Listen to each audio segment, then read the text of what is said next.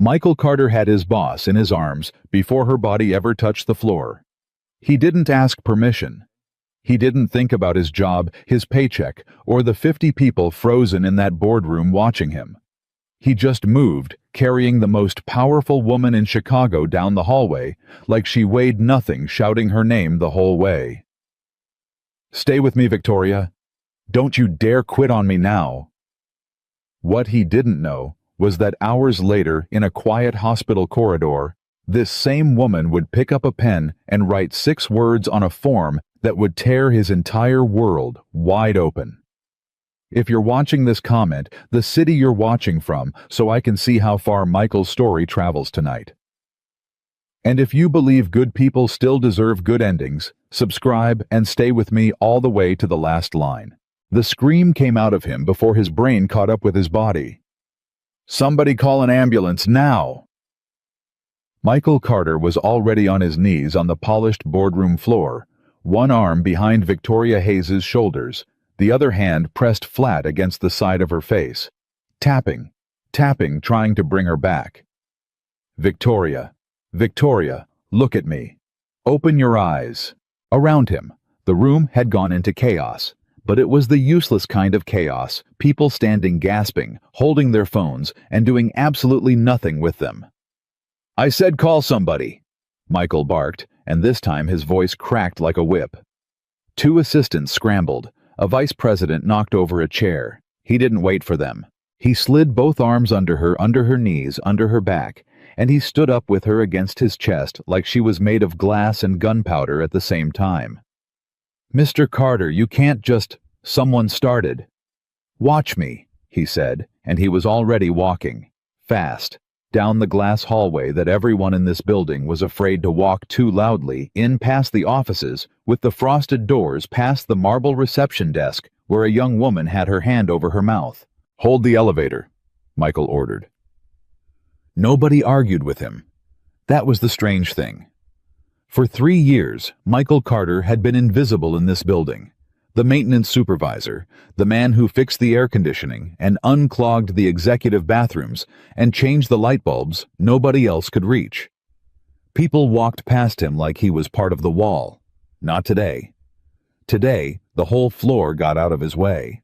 Inside the elevator, he held her tighter, put his mouth close to her ear, and dropped his voice down to something soft. Something only she was meant to hear. "Come on, boss. You hear me? You're the strongest person in this whole building. You do not get to fall apart in front of these people. Not you. Stay awake." Her eyelids fluttered, just barely. "That's it," he whispered. "That's it. Stay with me." The doors opened to the lobby, and he moved through it like a man on fire. And the security guard, big guy, ex-cop name was Danny, took one look at Michael's face and ran ahead to hold the front doors open. "You need my car, Mike." "I got mine out front. Move." His old truck was parked in the loading zone where it always was, and for once, Michael was grateful he'd never been able to afford the parking garage. He got the passenger door open with 2 fingers hooked around the handle, laid her across the seat, as gently as a father setting down a sleeping child, and slammed the door. He was behind the wheel before the door even finished closing. The truck roared to life. He pulled out into Chicago traffic with one hand on the wheel and the other reaching over to keep her upright. "Victoria." He glanced at her, then back at the road, then at her again. "Victoria, I need you to say something. Anything. Yell at me. Tell me I'm fired. I don't care. Just talk." A sound came out of her. Small. Barely a word. Loud. Michael let out a shaky, disbelieving laugh. "What? You're too loud." She breathed, eyes still closed. His throat tightened up so fast it almost choked him. He blinked hard and stared at the road. "Yeah," he said, and his voice broke right down the middle. "Yeah, well, somebody's gotta be." Hey. To understand why a maintenance man was breaking every speed limit in Chicago to save a billionaire's life, you have to understand how these 2 people ever crossed paths in the first place. Because on paper, they should never have exchanged more than 10 words in their lives. Michael Carter was 46 years old, widowed. He had a 9-year-old daughter named Lily and a mountain of quiet responsibilities that started before sunrise and didn't end until she was asleep. He'd lost his wife Sarah to cancer when Lily was 5, and in the 4 years since he had built his entire life around one simple idea: keep the little girl safe. Keep the little girl happy and never let her feel that she was missing anything. He worked the biggest overtime shifts of anyone in the building. He fixed things at people's desks and never got a thank you. He wore the same 3 flannel shirts on rotation, packed the same lunch every day, and drove a truck that was older than most of the interns. And he was, without any of them knowing it, one of the finest men that company had ever employed. Victoria Hayes was 38. She was the CEO of Hayes Global, a company she had built with her own 2 hands out of the wreckage of a life that had once tried to bury her. To the outside world, she was ice and steel and a jawline that never softened. She'd been on the cover of business magazines.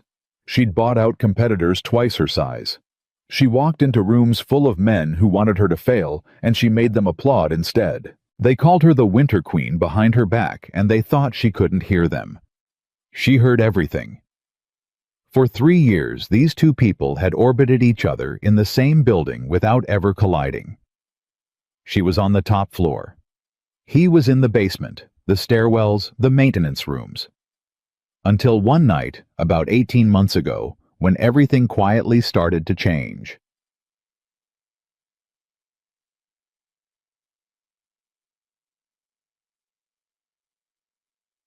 It was almost midnight. Michael had stayed late to fix a burst pipe in the 3rd-floor supply room, and on his way out, he'd taken the executive elevator because it was the only one still running that time of night. When the doors opened on the top floor by mistake, he saw a light on in the corner office.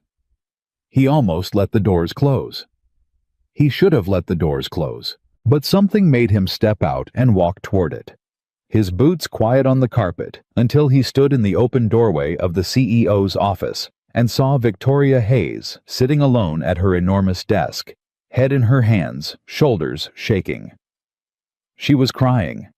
Not the pretty kind of crying, the real kind.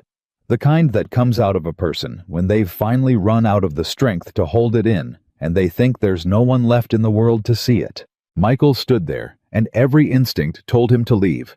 This was not his business. This was the CEO. He was the guy who fixed the toilets. Instead, he knocked softly on the doorframe. Her head snapped up. In half a second, her face changed, wiped clean, hardened professional. "This floor is off limits after 10, she said. Cold. Fast. "You shouldn't be here." "I know," Michael said. "I'm sorry, ma'am. Elevator opened wrong. I'll go." He turned to leave. "Wait." He stopped. Victoria stared at him for a long moment, and he watched her try to decide whether to be angry or not. Then quietly, almost against her own will, she asked, "Do I know you?" "Michael, ma'am, maintenance. I fixed the leak under your window last spring, the one that kept dripping on your certificates." Something flickered in her eyes. "The one that ruined my Harvard diploma." "That one," he admitted. "I ordered you a new frame, better one. Waterproof backed this time." For a second, just a second, the corner of her mouth almost moved. "You didn't have to do that." "No, ma'am." He shrugged. "But it was bothering me." There was a silence, a different kind of silence than the icy one from a minute ago. Then Michael did something he could never fully explain later. He didn't leave. He nodded at the mountain of paperwork on her desk, the 2 dead coffee cups, the clock reading 11:52 p.m., and he said gently, "You eaten anything today, ma'am?" Victoria blinked at him like the question didn't compute. "Excuse me. Food. Have you eaten?" She actually had to think about it. "I don't remember." Michael nodded slowly, like that answer told him everything he needed to know about her whole life. "There's a diner 2 blocks down, open all night. Guy named Sal runs it, makes the best grilled cheese in Chicago, and I'm not just saying that." He paused. "You should eat something, ma'am. The company's not going anywhere in the next 20 minutes. Victoria Hayes, who had fired men for less than this, who did not take orders, who did not take suggestions, who had spent 15 years teaching the entire world that she needed absolutely.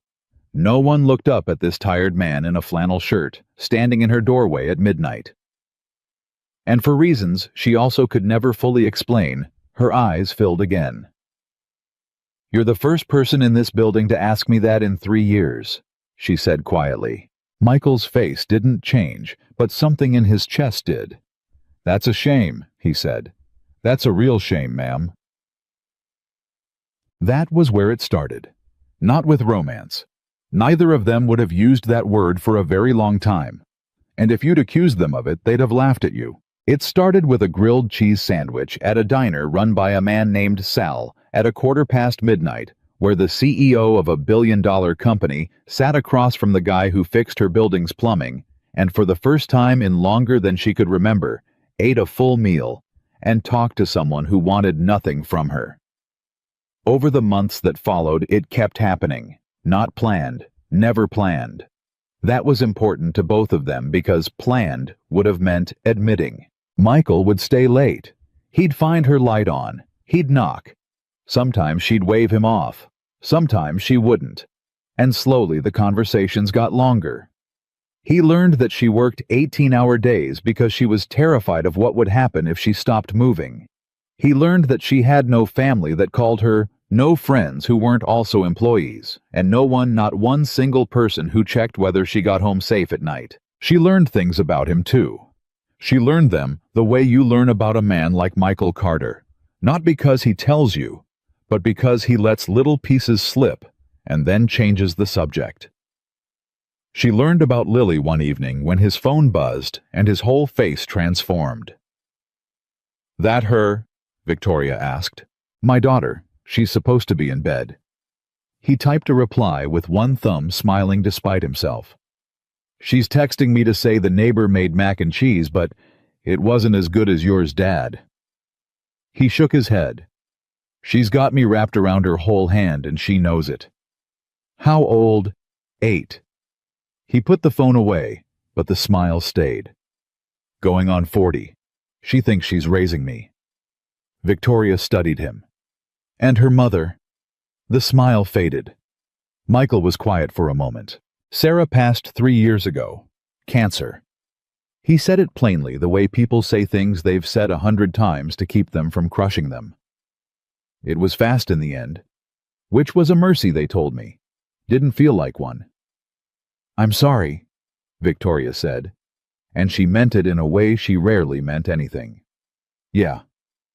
He nodded. "Me too." Then he looked at her, and he did the thing that Victoria would come to understand was simply who this man was. He turned the light away from his own pain and pointed it at someone else. "You look tired, boss," he said gently. "When's the last time you took a day off?" She almost lied. She caught herself. "I don't know," she admitted. "Years, maybe. That's not living, Victoria." It was the first time he'd used her name. He didn't even notice he'd done it. "That's just not dying. There's a difference." She stared at him. Nobody talked to her like that. Nobody had ever talked to her like that. "You should mind your own business, Mr. Carter," she said. But there was no ice in it. "Probably," he agreed easily. "Never been very good at that." The small things started after that. Michael noticed things. It was his job to notice things, a loose bolt, a flickering light, a draft where there shouldn't be one. But now he started noticing her. He noticed she was always cold, so one morning she came in to find a small space heater under her desk already plugged in with a sticky note in blocky handwriting. "Turn it off before you leave. Fire hazard, M." He noticed she skipped lunch, so twice a week a wrapped sandwich would appear in the executive break room fridge with her name on it and nothing else. He noticed that the light over her favorite reading chair had been out for weeks and no one had bothered to fix it. So he fixed it, and he replaced the bulb with a warmer one because he'd read somewhere that warm light was easier on tired eyes. She never caught him doing any of it. That was the point. But she knew. And she started doing things too, The first time was Lily's school supplies. Michael had been on the phone in the stairwell, not knowing the acoustics carried straight up to the landing where Victoria happened to be standing. He was talking to the school office. "No, I understand. I do. The supply fee's due. Can I split it? Half now, half next paycheck." A pause. "No, I get it.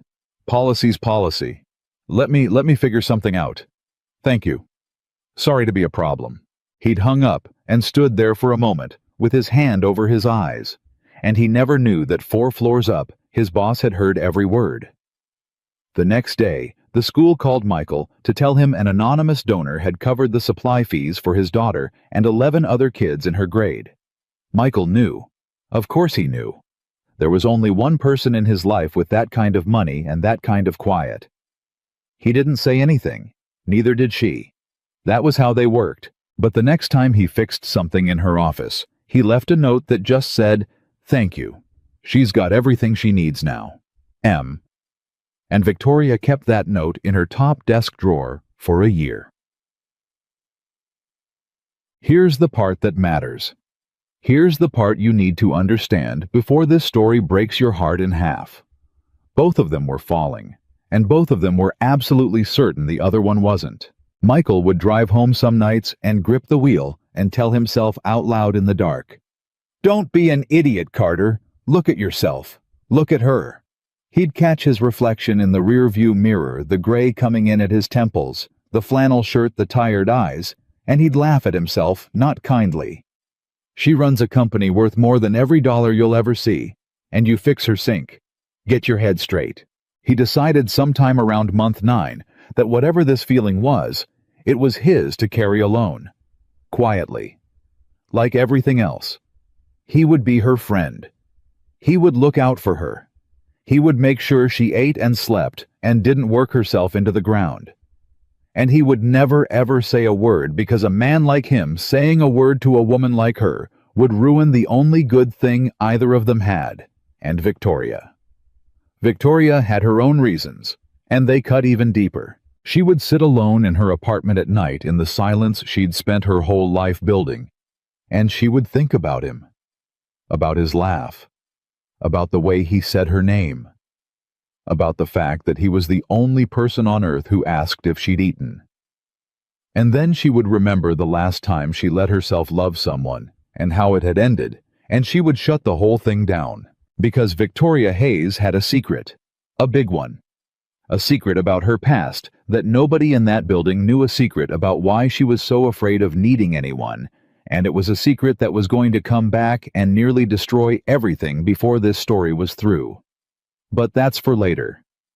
For now, all you need to know is this: for 18 months, 2 lonely people saved each other's lives a little bit at a time without either of them ever admitting it out loud, until the morning of the board meeting. The morning it all fell apart, Michael almost didn't come to work. Lily had a fever the night before, low but stubborn, and he'd been up until 2 in the morning with a cold washcloth and a thermometer and a 9-year-old who kept insisting she was totally fine, Dad, while shivering under 2 blankets. By morning, the fever had broken. The neighbor, Mrs. Alvarez, who loved Lily like her own grandchild, had promised to keep an eye on her. "Go to work, mijo," she told him at the door. "The child is fine. You look worse than she does." He'd almost stayed anyway. That was the thing that would haunt him. If he'd stayed home, he wouldn't have been in that building. He wouldn't have been near that boardroom. He would not have been the one to catch her. But he went.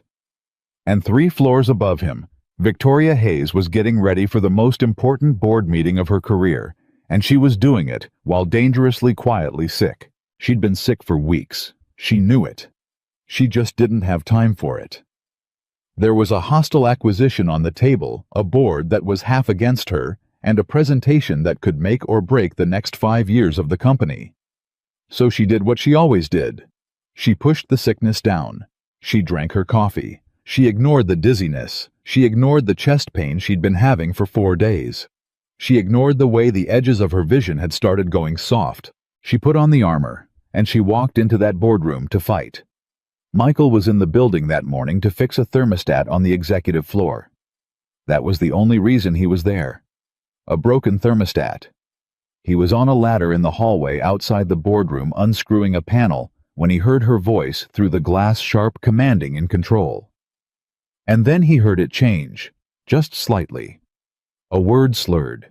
A sentence that trailed off where it shouldn't have. Michael stopped, screwdriver in hand. Every nerve in his body suddenly awake. He looked through the glass. Victoria was standing at the head of the long table mid-sentence, and something was wrong with her face. Her color. The way she was gripping the edge of the table with both hands like it was the only thing holding her up. Nobody else noticed. They were all looking at their laptops, their notes, their phones. A room full of the most powerful people in the company, and not one of them was looking at her. Michael was off the ladder before he made the decision to move. He saw her knees start to go. He saw the glass of water in her hand start to tip. He saw the exact moment her eyes rolled back. And Michael Carter, the maintenance man. The man they walked past like a wall. The man who was not supposed to even be in that room dropped his screwdriver, shoved the boardroom door open so hard it banged against the wall, and crossed 20 feet of marble in under 2 seconds. He caught her before she hit the floor. Which is where this story began. The waiting room at Northwestern Memorial was the coldest, longest place Michael Carter had ever been in his life. He'd carried her through the emergency doors, shouting for help, and then a wall of nurses and doctors had appeared out of nowhere and taken her from his arms, put her on a gurney, and rolled her away through a set of double doors that swung shut in his face. And then, nothing. Nothing to do, nothing to fix. No wheel to grip, no washcloth to fold, no daughter to comfort. Just a plastic chair and a vending machine, and a clock on the wall that seemed to be moving backward. He couldn't sit. He tried. He got up. He paced. He sat again.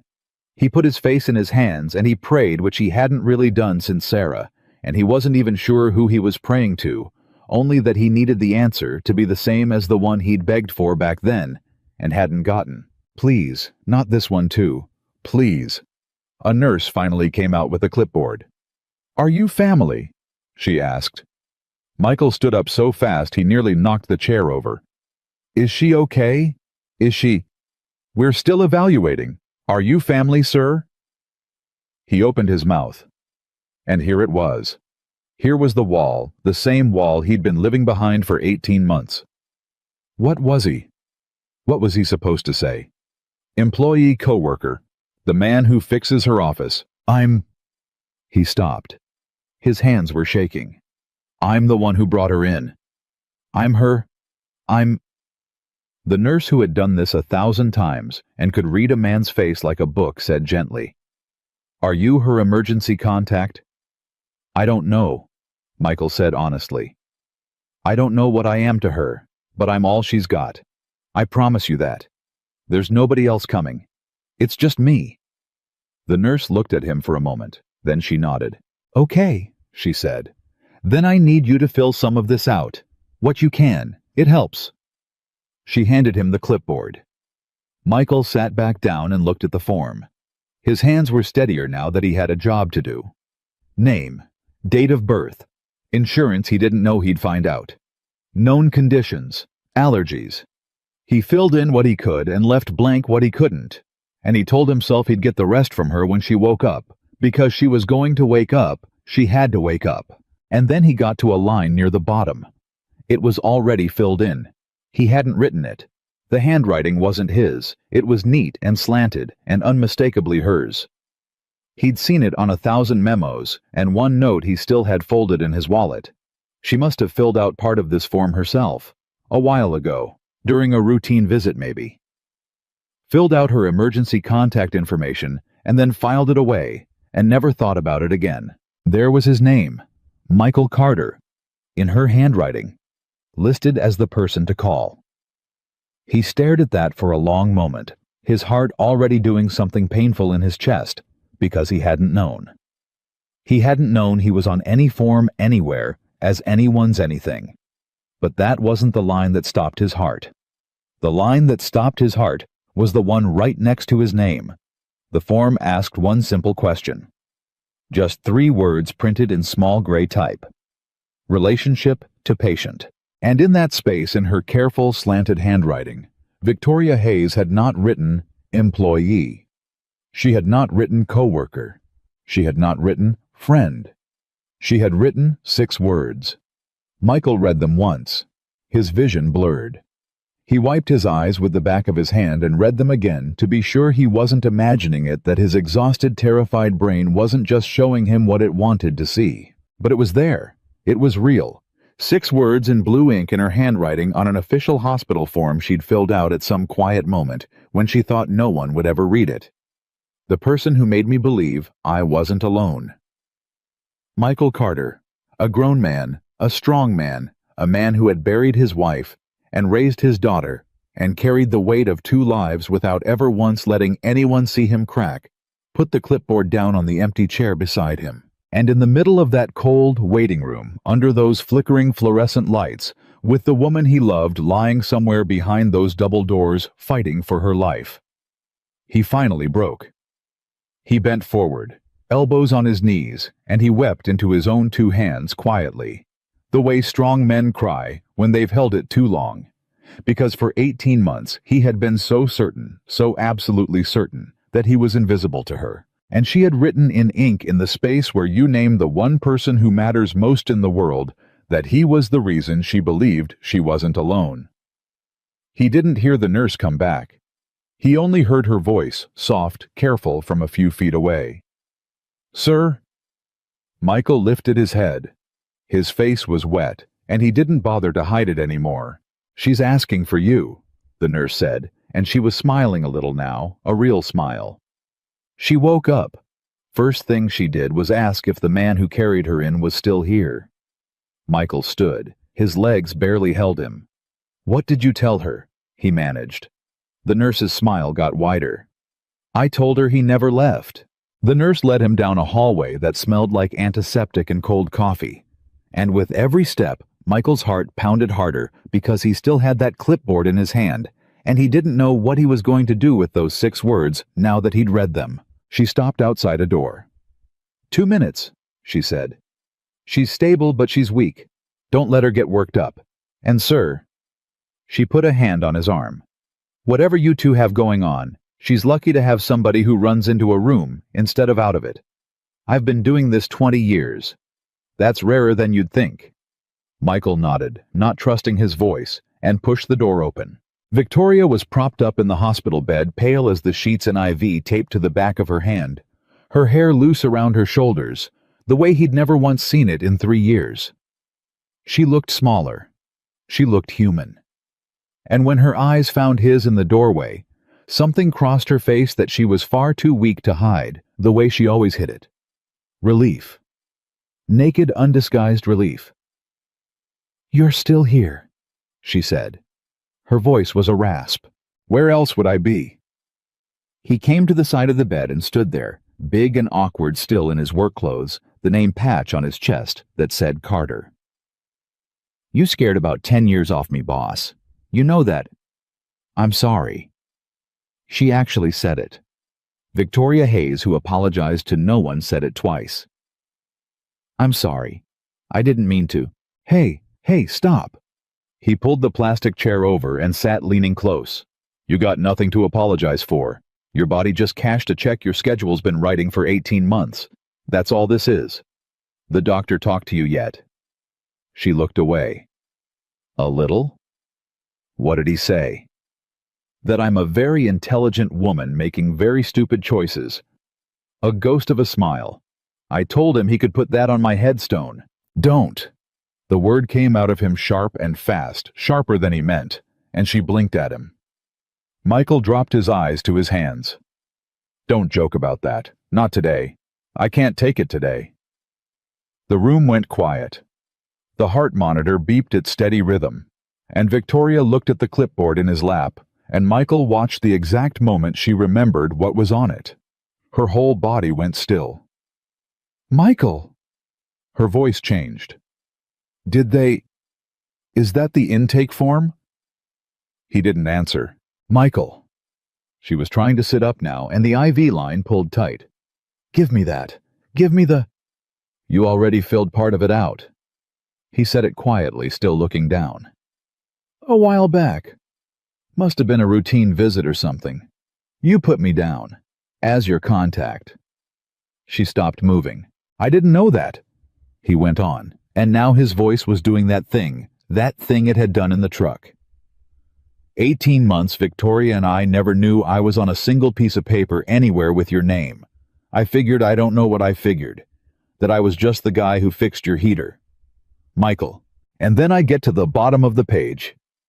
He finally looked up at her, and his eyes were wet, and he didn't care. And there's a line. Asks how I know you. Relationship to patient. 3 little words. Victoria's face had gone from pale to something worse. She looked like a woman watching a door open that she'd nailed shut years ago. And you didn't write employee, Michael said. You didn't write friend. Please don't. You wrote. His voice cracked clean in half. He had to stop. He pressed his lips together and breathed through his nose and tried again. You wrote, the person who made me believe I wasn't alone. The heart monitor picked up. He heard it. The beeping went faster, and he saw her chest rise and fall too quick, and he remembered the nurse's warning, and he almost stopped. He almost took it all back to keep her calm. But he'd been quiet for 18 months. He was done being quiet. Is that true? He asked. Victoria, look at me. Is that true what you wrote? For a long moment, she didn't say anything. She stared at the ceiling. A tear slid out of the corner of her eye and ran sideways into her hair, and she made no move to wipe it away. I filled that out 4 months ago, she finally said very softly. There was a scare. Chest pains. I came in alone at night, and they gave me that clipboard, and they asked me who to call if something happened. She laughed, but there was no humor in it, just something breaking. And I sat in that waiting room 38 years old, running a company worth $2 billion, and I realized I did not have a single person on this earth to write down. Michael's jaw tightened. My parents haven't spoken to me in 12 years. I have no siblings. The man I was supposed to marry left me at the worst moment of my life. Everyone else I know is on my payroll. She turned her head and looked at him, and the ice was completely gone now, all of it, and underneath it was just a frightened, lonely woman. And then I thought of you. And I wrote your name before I even decided to. And when the nurse asked how I knew you, I couldn't make my hand write employee. Because that's not, you were never. She couldn't finish. Michael reached out and took her hand, the one without the IV, and folded it inside both of his rough, calloused ones, and he held on like he was never going to let go. Say it, he whispered. Whatever it is, just say it. I've been dying to hear it for 1.5 years, and I was too much of a coward to ever ask. Victoria looked at their hands, then at his face. You're the only person who ever wanted nothing from me, she said. Do you understand what that does to a person like me? Everyone wants something. Money. Access. A promotion. My name on their project. And you. Her voice broke. You just wanted to know if I'd eaten. You fixed my chair. You put a heater under my desk and signed the note, fire hazard, like I was some kid you were looking after. And I would sit at that desk some nights, and I would cry Michael, because I couldn't remember the last time anyone was that kind to me and didn't send an invoice for it. Michael's whole face crumpled, and he pressed her hand to his forehead and closed his eyes. I thought you didn't see me, he said into her knuckles. That's the God's honest truth. I thought I was invisible to you. I told myself that 100 times so I wouldn't do something stupid, so I wouldn't hope. You were the only thing I saw. He lifted his head, and for one long suspended moment in that hospital room, with the monitor beeping and the fluorescent light humming, 2 people who had spent 18 months lying to themselves finally stopped. And then the door opened. Ms. Hayes, we've got your labs back and I need to... The doctor stopped in the doorway, took in the scene, the held hands, the 2 wet faces. He cleared his throat. I can come back. No. Victoria pulled her hand back, and just like that the armor tried to click back into place. but it didn't fit right anymore, and they all knew it. "No, tell me, what is it?" The doctor's face was the kind of careful that made Michael's stomach drop. "I'd rather discuss it privately." "He stays," Victoria said instantly. "Whatever it is, he stays." The doctor looked at Michael, then back at her, and nodded slowly. He came in and shut the door and pulled up her chart, and Michael watched him choose his words, the way you choose your footing on ice. "Your collapse today wasn't just exhaustion, Ms. Hayes. It was your body's response to something we found on your blood work and your echocardiogram." He paused. "Your heart is showing signs of significant strain. There's a condition, it's called stress cardiomyopathy, but there's also an underlying arrhythmia we didn't know about, and the combination is what put you on that floor today." The room went very still. "What does that mean?" Michael said before Victoria could. "In plain English, what does that mean for her?" "It means," the doctor said, "that if Ms. Hayes continues at the pace she's been keeping, the next episode may not end in a hospital bed. It could be much more serious." This was a warning, a loud one. He looked at Victoria. "You need real rest, weeks, not days. You need to reduce your stress dramatically, and you need follow-up care that you cannot skip. I've seen people your age walk out of here promising to slow down and be back in a month worse than before. I'm telling you with respect, that path ends badly." Victoria stared straight ahead, her jaw set, and Michael could see her already calculating, already fighting it, already lining up the reasons why she couldn't possibly wrest the acquisition. The board, the quarterly numbers. "The board meeting," she said. "I was in the middle of—" "Victoria." Michael's voice was low. "There's a deal on the table, I can't just—" "Victoria. Disappear for weeks. Do you have any idea what happens to a company when the CEO—" "Victoria." She stopped. The doctor took a small step back. Michael leaned forward, and he was not angry, and that was somehow worse because his voice was shaking with something much deeper than anger. "I carried you out of that room today," he said. "You want to know what that was like? You were dead weight in my arms. Your head was rolling, your eyes were gone. And I ran down 11 floors, thinking I was about to be the guy who watched 2 women he loved die in front of him, and there wasn't one single thing I could do about it." His voice broke on the word loved, and he didn't stop to take it back. "I already did that once. I buried Sarah. I held her hand while the machine went flat, and I promised myself I would never ever be that helpless again." Tears were running down Victoria's face now freely. "So you can fight me on a lot of things," Michael said. "You can fight me on the heater and the sandwiches and me being on your form. But you are not going to fight me on this. You're going to rest. You're going to let that heart heal. And if that company can't survive a few weeks without you standing in a boardroom about to die, then it was never as strong as you built it to be, and that's not on you." The doctor quietly excused himself. Neither of them noticed him go. Victoria wiped her face with the back of her hand, and when she spoke, her voice was very small. "I don't know how to stop," she said. "That's the truth. I've been running since I was 23. If I stop moving, I don't know what's there. In the quiet. I'm scared of what's there." Michael reached out and very gently tucked a strand of hair behind her ear, a gesture so tender and so unlike anything the CEO of Hayes Global had ever been shown that she closed her eyes against it. "Then you're not going to stop alone," he said. "That's the whole thing you keep getting wrong. You keep thinking you got to do the hard parts by yourself. You don't. Not anymore. I'm right here. I've been right here the whole time." And that was the moment, right there. That was the moment the walls came down, all of them, all at once. Except they didn't get to keep it. Because that was also the exact moment the door opened again, without a knock this time, and a man in a $5,000 suit walked in like he owned the hospital, the building, and every person in it. Michael didn't know him, but he watched Victoria's entire face change when she saw him. The relief drained out. The color went with it.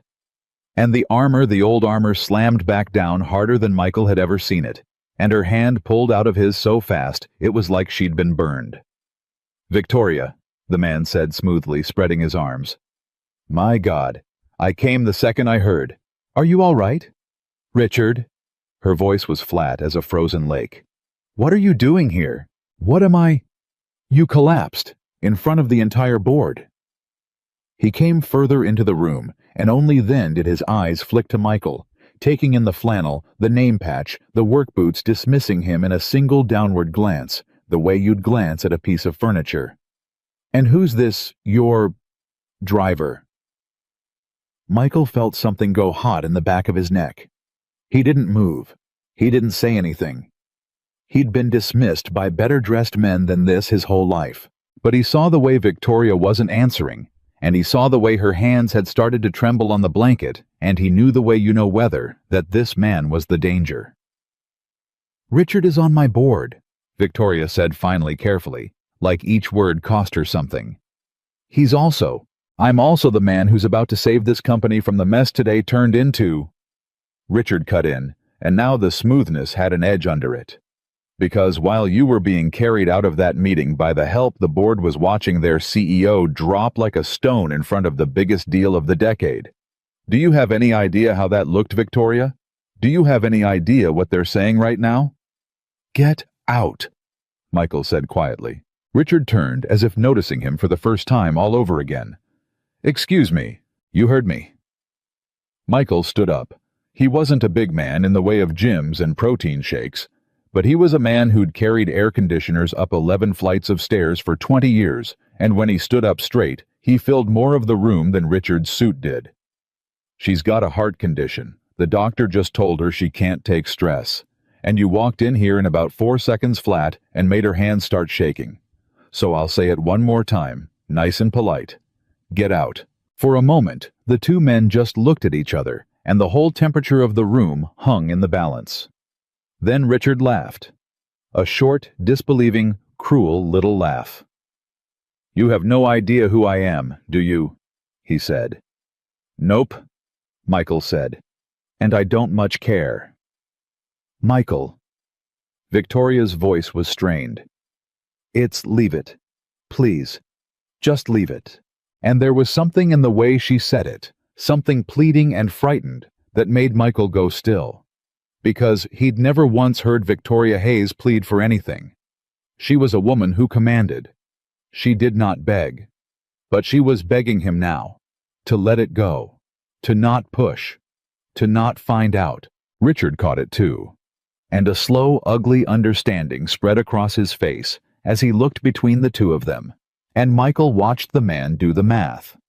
Watched him see the held hands he'd walked in on the wet faces, the way the maintenance man had planted himself between Richard and the bed. Oh, Richard said softly.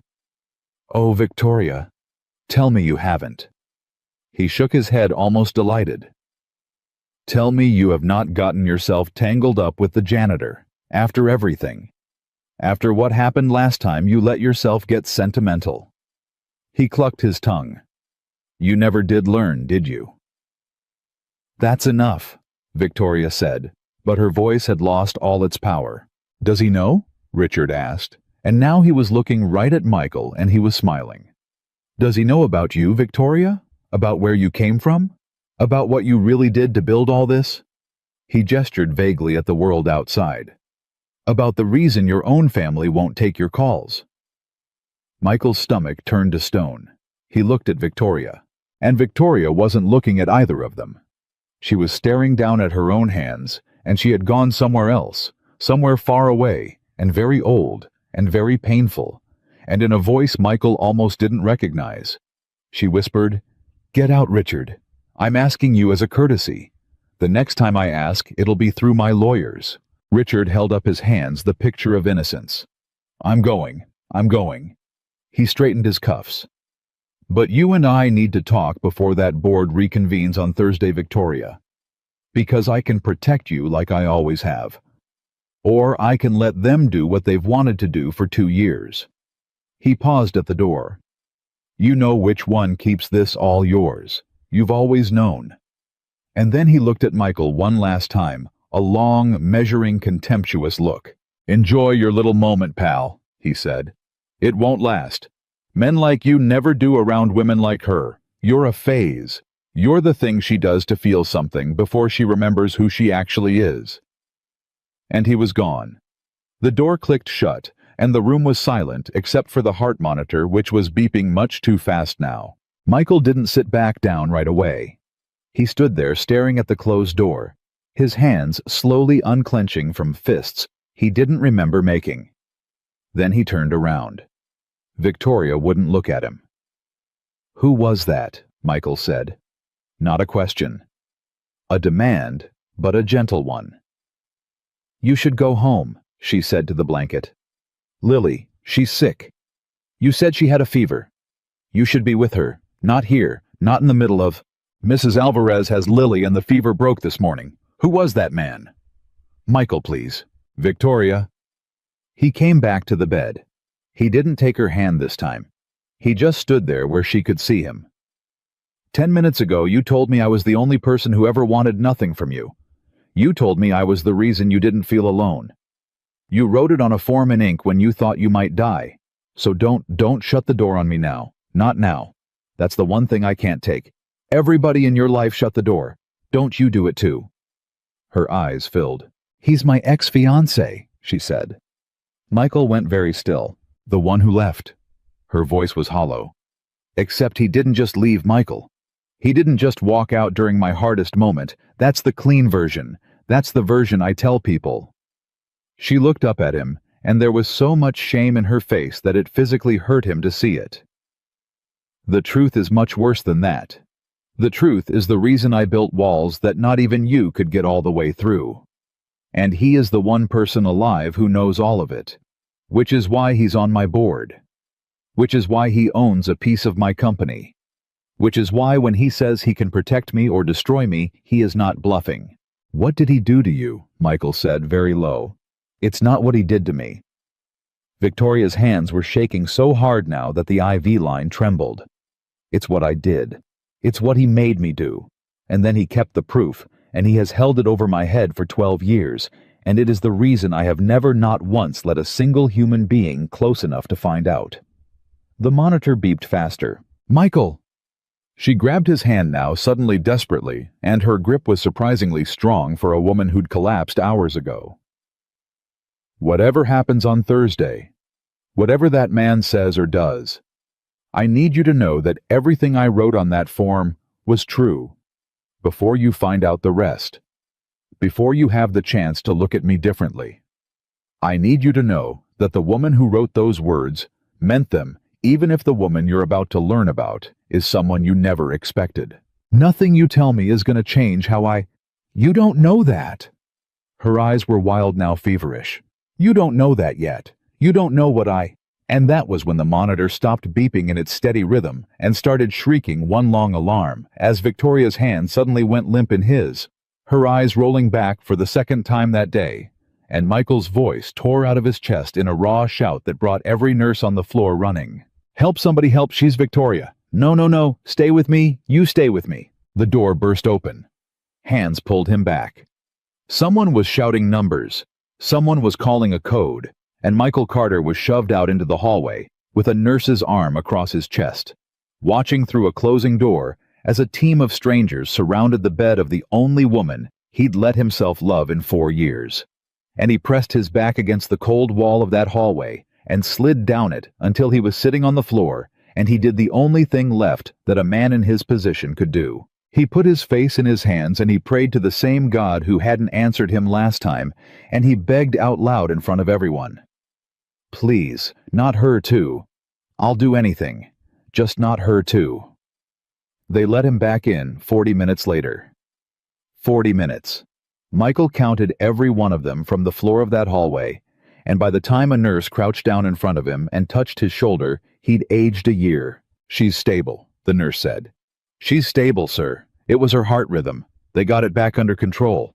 She's resting now, but she's okay."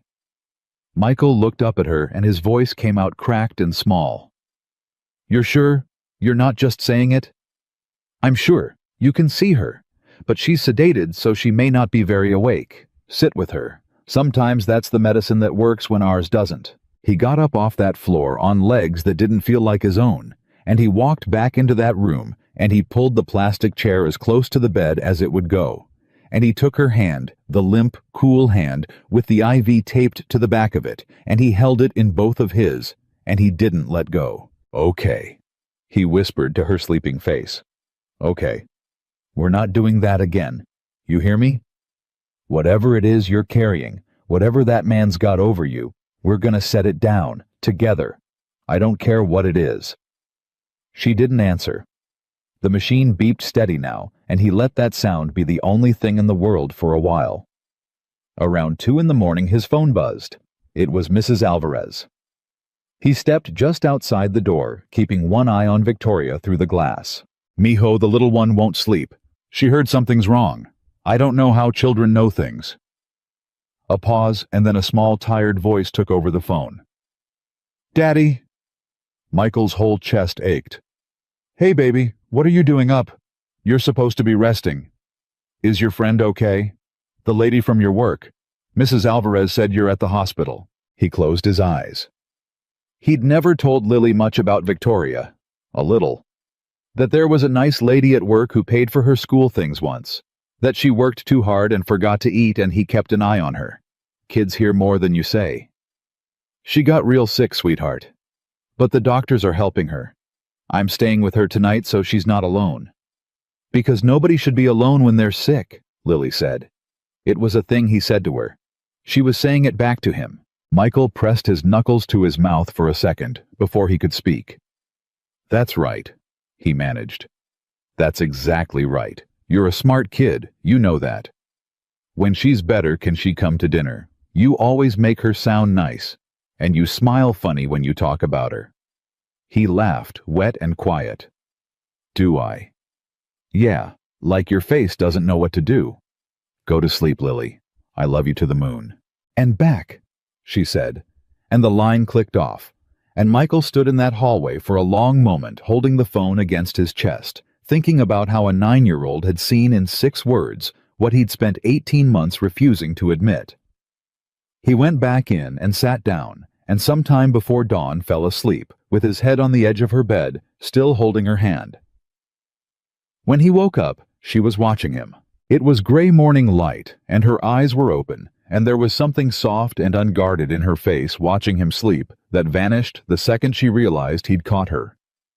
"You didn't go home," she said. "We covered this." He sat up, rubbed his face. "How you feeling?" "Like a building fell on me." She swallowed. Her voice was hoarse.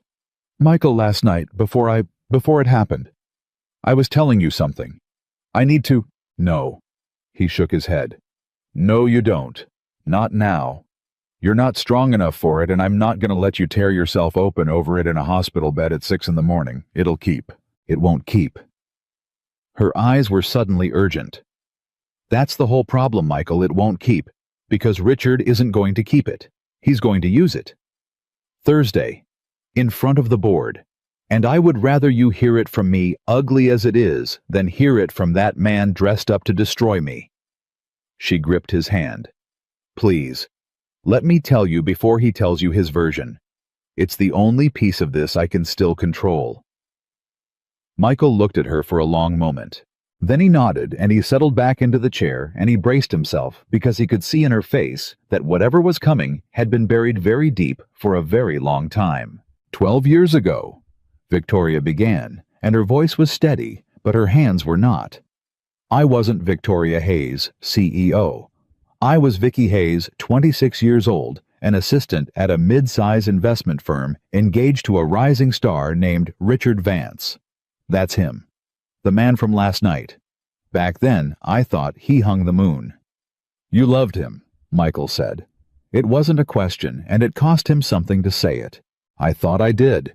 What I actually loved was the way he made me feel like I mattered. I'd come from nothing, Michael. Real nothing.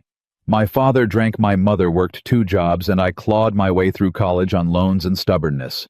And here was this handsome, connected man telling me I was special. I'd have followed him anywhere." She laughed bitterly. "And I did, right off a cliff."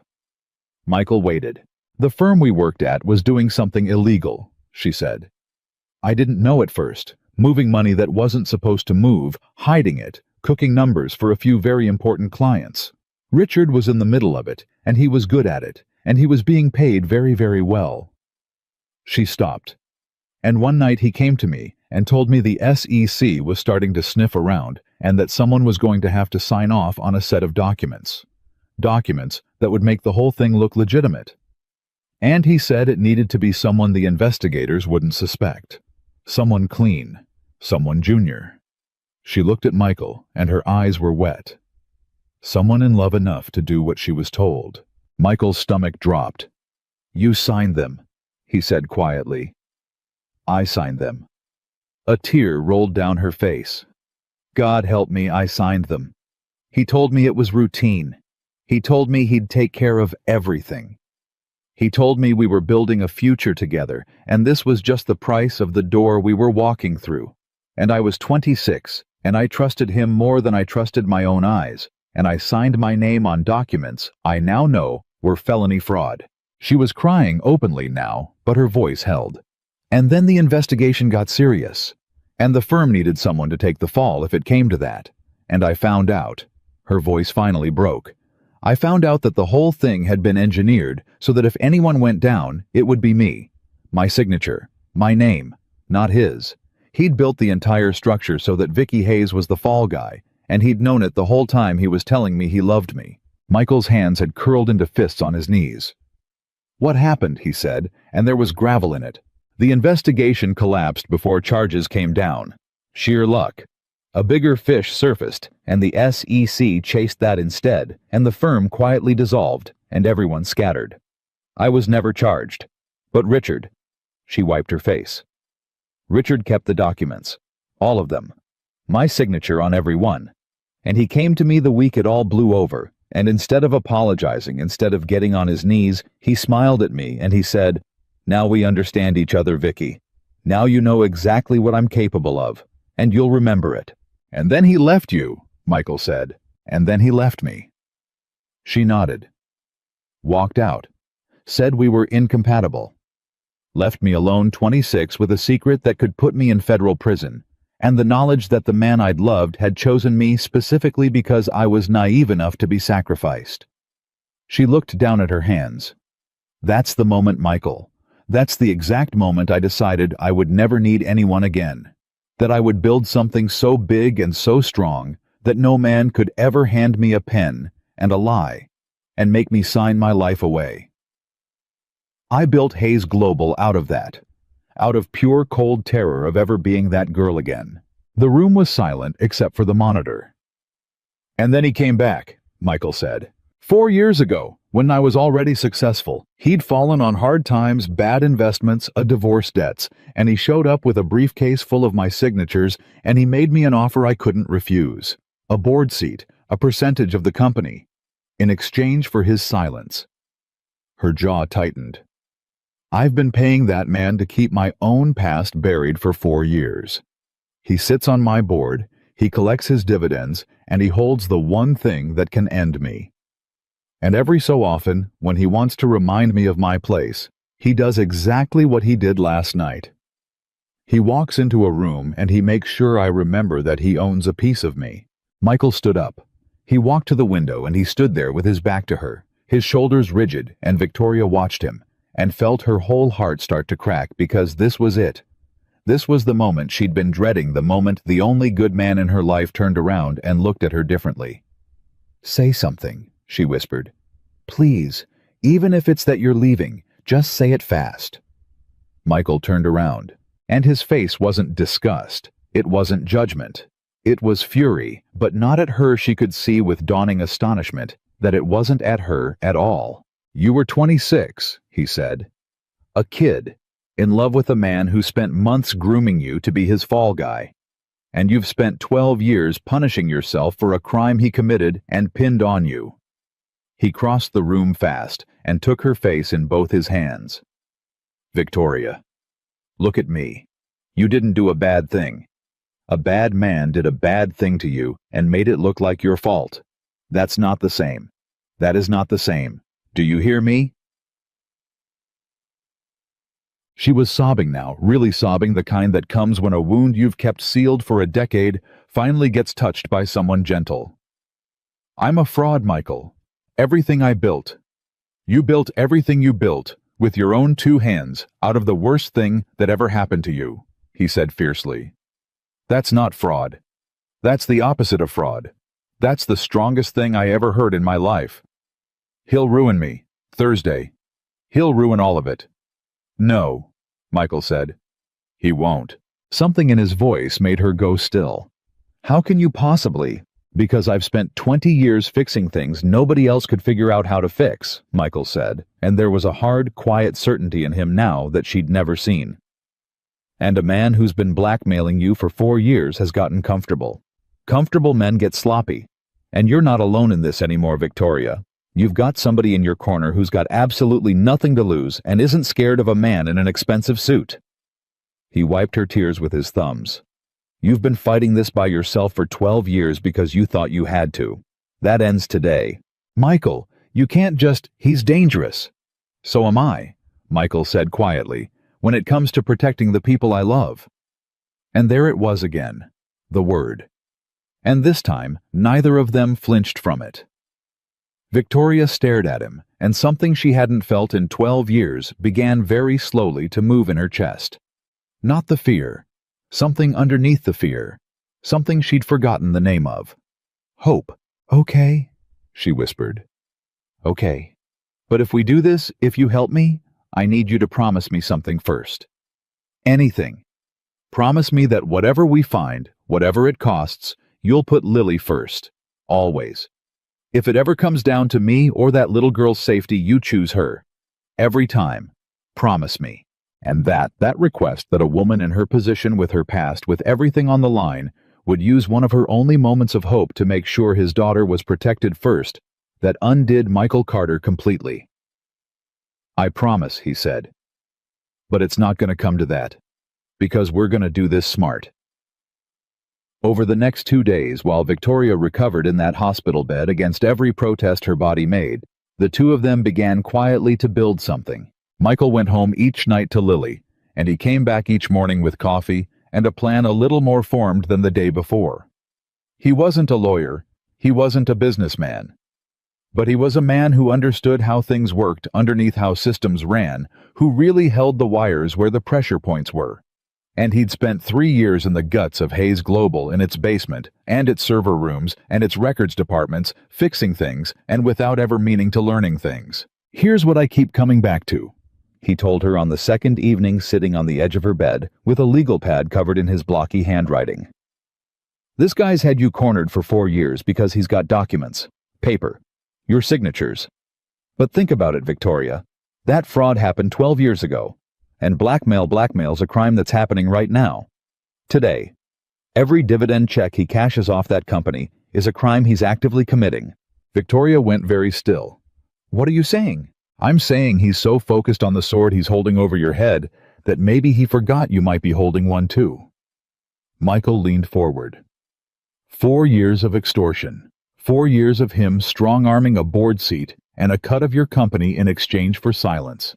If we can prove that, if we can get him on record, get him admitting what he's doing, get him doing it again, where somebody official can hear, then his old documents don't matter. Because the second he uses them, he's confessing to 4 years of felony blackmail on top of a fraud he committed himself. Victoria stared at him. "That's," she said slowly, "that's actually Michael. That's not stupid. That's, how do you even know how to think like this?" "I told you." He shrugged a little sheepish. "You spend 20 years figuring out why things break. You start to see how everything's connected. A blackmailer's just a busted valve. All that pressure's got to have somewhere it's leaking out. You just gotta find the leak." He paused. "But I can't do the next part. The next part needs somebody who knows the law, a real lawyer, one who isn't on his payroll or scared of him." "I don't have one I can trust," Victoria said. "Every attorney I know does business with people Richard knows. He'd hear about it in a day." Michael was quiet for a moment. "I might know somebody," he said slowly.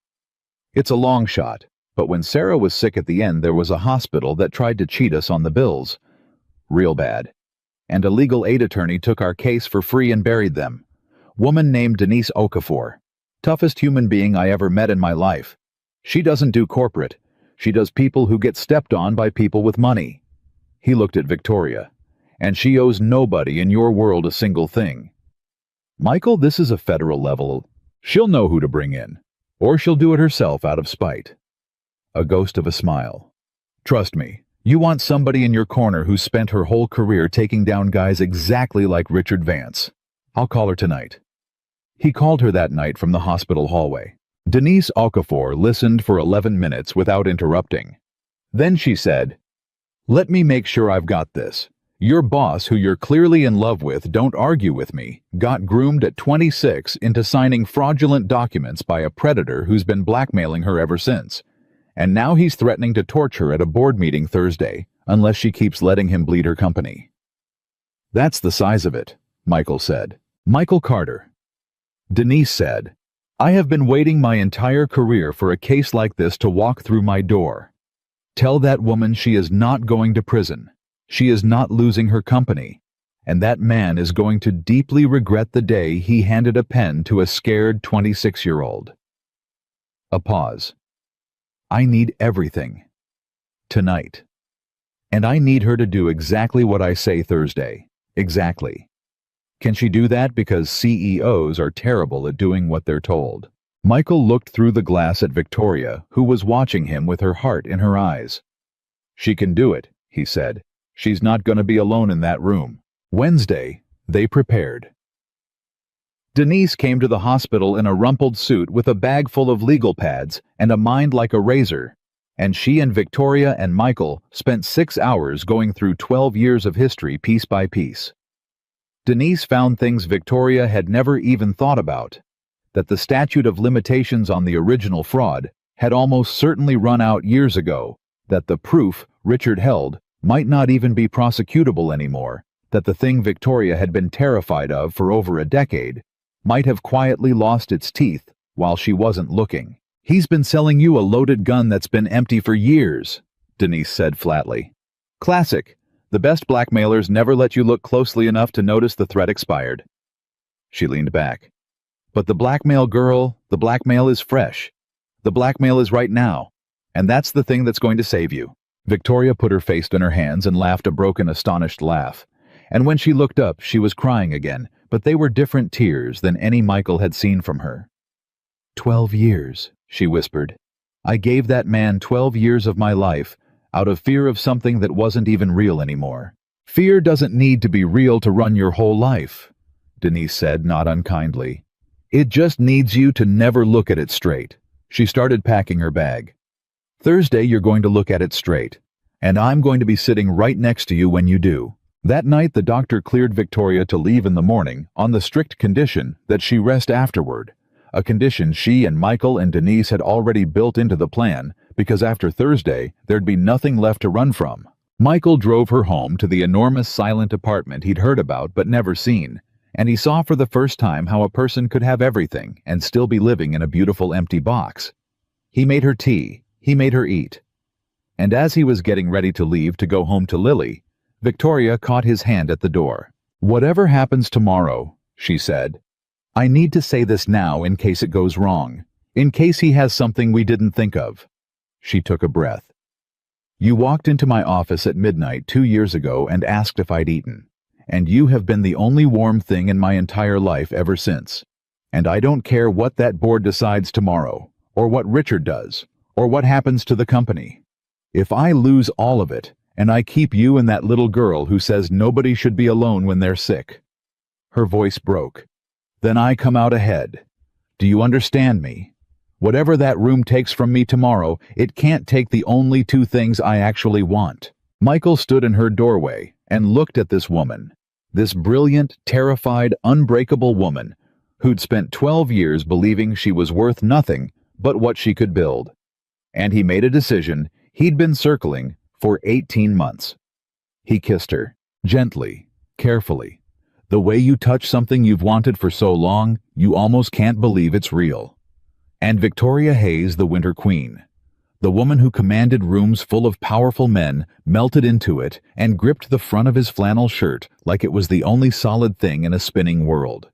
And when they finally broke apart, she pressed her forehead to his and cried. And this time, Michael understood these were the good kind, the kind that come out when a person finally stops being alone. "That's the first promise," Michael said softly against her hair. "There's going to be a lot more. But that one's first. Tomorrow we finish this. And then Victoria, then you and me, we start living instead of just not dying. Remember I told you there was a difference?"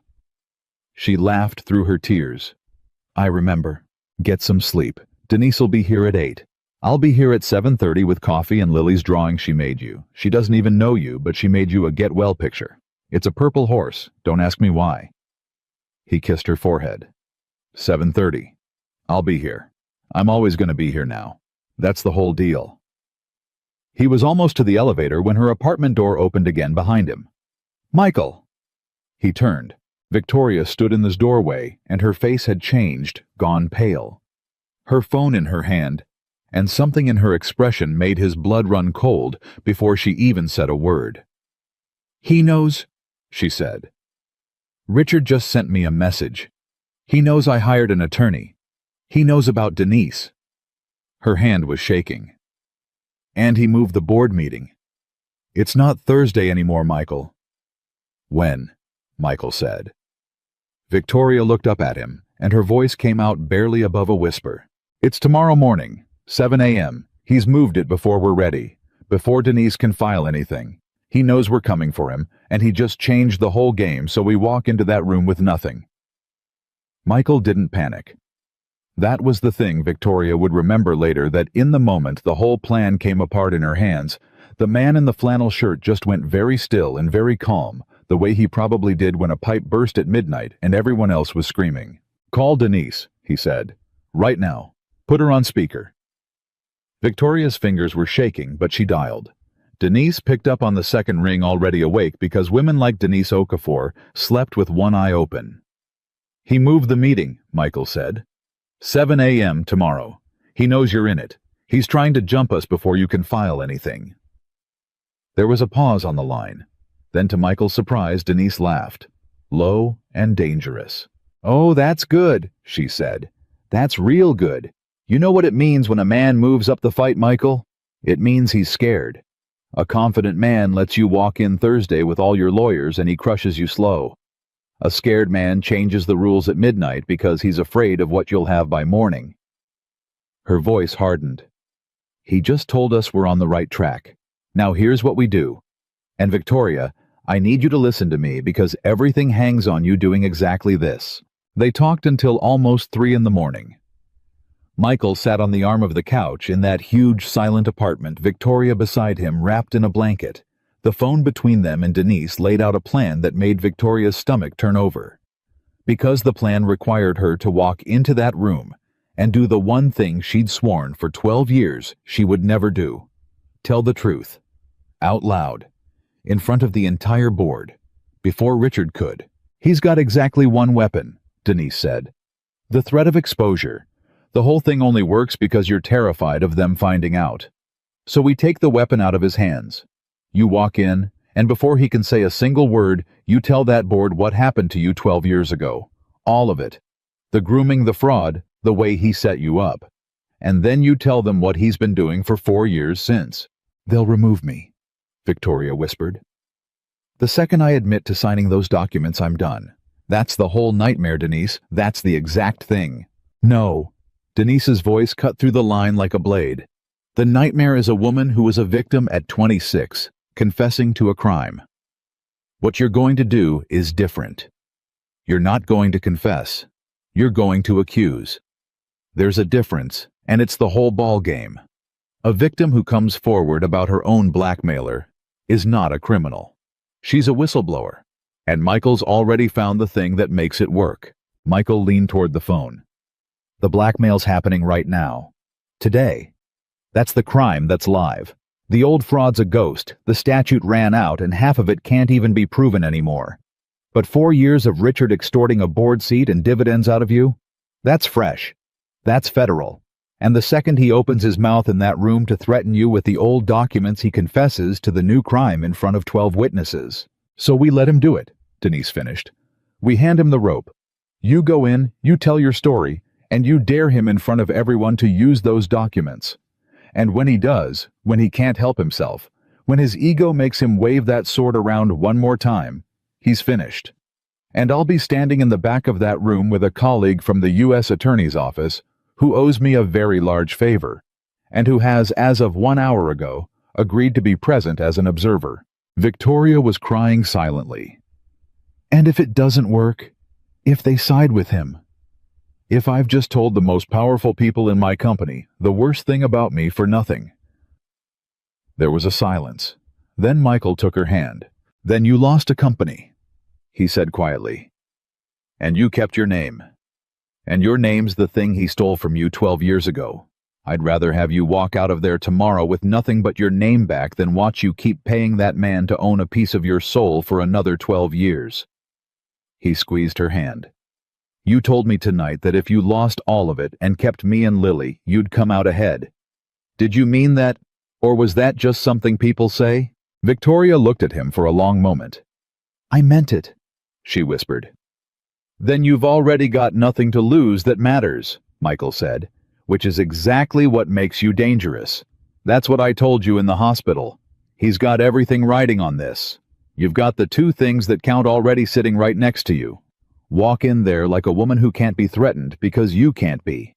Not anymore. Victoria closed her eyes. And Michael watched 12 years of fear war with one night of something stronger.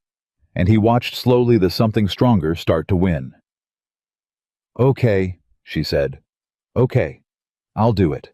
That's my girl, Denise said. Now everybody sleep for 3 hours. Victoria, wear the most expensive thing you own. When you're about to tell a room the most vulnerable thing in your life, you do it looking like the most powerful person in it. 7 a.m. Don't be early. Let him sweat, wondering if you're coming. The line went dead, and Michael stayed. He didn't go home.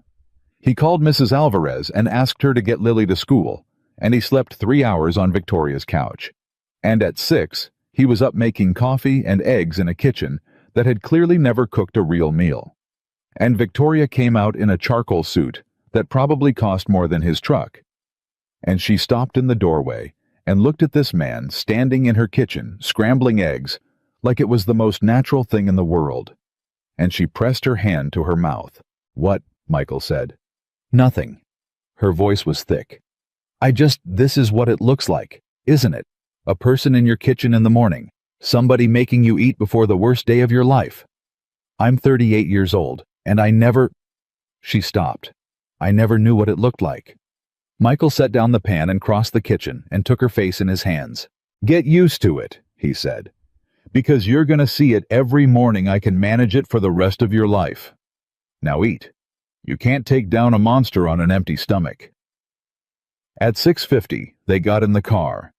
Denise met them in the parking garage of Hayes Global, and beside her stood a quiet woman in a navy suit with a federal ID clipped inside her jacket, and Michael felt the whole thing get real, in a way it hadn't been before. This is Assistant U.S. Attorney Reyes, Denise said. She's here as an observer. She says nothing, she does nothing unless something is said that requires her to act. You understand what that means, Victoria? If he does what we think he'll do, she becomes the most important person in that room. Reyes gave a short nod. I'm just here to listen, Ms. Hayes, but I listen very carefully. They rode the elevator up in silence. And at the top, Michael did something that made Victoria's heart clench. He started to hang back to step aside, because this was the executive floor, the boardroom, the world he'd only ever entered to fix the thermostat. Victoria grabbed his sleeve. No, she said. You come in. You sit right behind me. I need to be able to turn around and see your face. Victoria, I'm a maintenance guy. You're the person who made me believe I wasn't alone, she said, and her voice didn't shake at all now. I wrote that on a form when I thought I was dying. I'm not going to leave you at the door when I finally get to live. You come in. That's the deal. And Michael Carter walked into the boardroom of Hayes Global at 7 a.m. in a clean flannel shirt. and he sat down in the chair directly behind the CEO's, and he folded his rough hands in his lap, and he waited. Richard was already there. At the far end of the table, in a suit that gleamed, surrounded by 11 members of the board. He'd clearly been working them. Michael could see it in the room, the way a few of them wouldn't quite meet Victoria's eyes, the way the temperature was already set against her. Richard had gotten there early and poisoned the well. He smiled when Victoria walked in. It was the smile of a man holding 4 aces. "Victoria," he said warmly, "I'm so relieved you felt well enough to join us. After yesterday, we were all so worried." The concern was a performance for the room, and it was a good one. "But I'm afraid we have some very difficult things to discuss. Questions about leadership, about stability, about whether this company can afford a CEO who collapses under pressure at the most critical moment in our history." He spread his hands. "I take no pleasure in this. But the board has a duty." A few heads nodded. The trap was closing. Michael watched a couple of the older board members shift uncomfortable, already half convinced. Victoria did not sit down. She stood at the head of the table, and she let the silence stretch, and Michael watched her draw one long breath, and he knew she was standing at the edge of the cliff she'd been running from for 12 years. And then she jumped. "Before this board discusses my leadership," Victoria said, and her voice rang out clear and steady across that room, "there's something you all need to know. Something I should have told you a long time ago, and I'm going to tell you now myself, before anyone else in this room gets the chance to tell you their version of it." Richard's smile flickered, just slightly. "Victoria, I don't think—" 12 years ago," she said louder, cutting straight over him. "When I was 26 years old, I was engaged to a man who worked with me at an investment firm. That man convinced me to sign a set of documents. I didn't know what they were. I trusted him. I loved him. And those documents turned out to be fraudulent." The room went dead silent. Every head came up. "He set me up," Victoria went on, and her voice was shaking now, but she did not stop. She would not stop. "He engineered the entire thing so that if anyone ever went down for it, it would be me. My signature. My name. Not his. And when the danger passed, he kept those documents. And he has held them over my head ever since." Richard was on his feet. "This is insane. She's clearly unwell." "Sit down, Richard," Victoria said. "You cannot seriously sit down." And something in her voice, 12 years of swallowed rage finally breaking loose, put him back in his chair. "4 years ago," Victoria said, turning to face the board directly, "that same man came to me, here, at this company. And he told me that unless I gave him a seat on this board and a percentage of everything I'd built, he would release those documents and destroy me. And I was so afraid." Her voice cracked, and Michael behind her ached to reach out but held still because this was hers. This had to be hers. "I was so afraid of what you would all think of me, of losing everything I'd fought for, that I paid him. For 4 years. I let a man who committed a crime and blamed it on me sit on my board and collect dividends off my company, because I was too ashamed to tell the truth." She turned slowly, and she looked down the length of that table at Richard Vance. "His name," she said, "is Richard Vance, and he is sitting at this table right now." The room erupted. Voices shocked board members, turning to each other and to Richard, who had gone a shade of gray under his tan. And here was the moment. Michael watched it come. The whole plan, 12 years of history, everything balanced on what Richard Vance would do in the next 30 seconds. Denise had said it, his ego won't let him stay quiet.